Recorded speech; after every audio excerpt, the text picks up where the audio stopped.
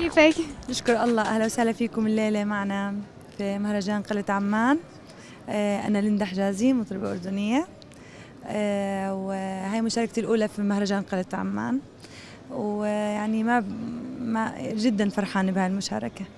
طيب تحبي تحكي لنا شو رأيك في مهرجان جبل القلعة؟ الحقيقة واجهة جدا لطيفة وأنيقة لعمان عاصمتنا الحبيبة. بتمثل كل فنان أردني وعربي.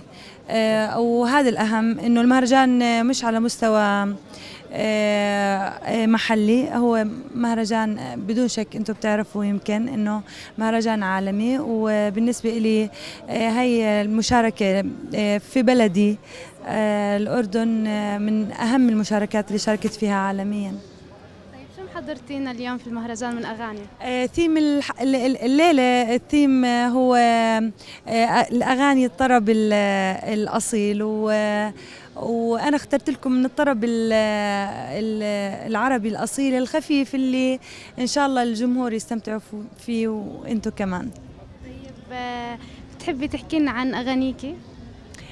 بحب تسمعوا أغنية، شو رأيك؟ طيب في إن شاء الله تعاون مع منتجين عراقيين لقدام؟ والله الحقيقة كان في أكثر من مناسبة قدرت فيها إنه أقدم اللون الغناء العراقي، وخصوصا إني أنا بتقن اللهجة العراقية كتير منيح، بحكم إني يعني شربت من مي دجلة والفرات ومن مواليد بغداد، فغنيت اللون العراقي المحبب لقلبي جدا. وكان في عندي ليلة عراقية جدا مميزة في حفلة من حفلاتي. سمعينا مقطع من اللون العراقي. طبعا.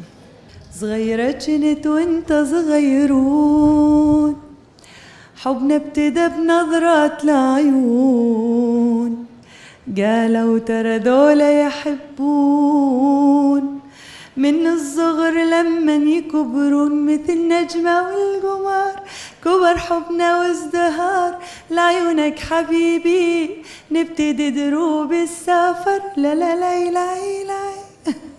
طيب شو مشاريعك إن شاء الله بعد المهرجان؟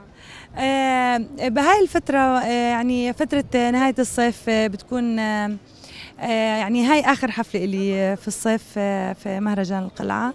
إن شاء الله اللي جاي يعني عم بحضر لأغاني، إعادة أغاني القديمة بشكل جديد، بتوزيع جديد. طيب شو آخر إشي بتحبي توجهي لقناة البابلية؟ بتمنى لقناة البابلية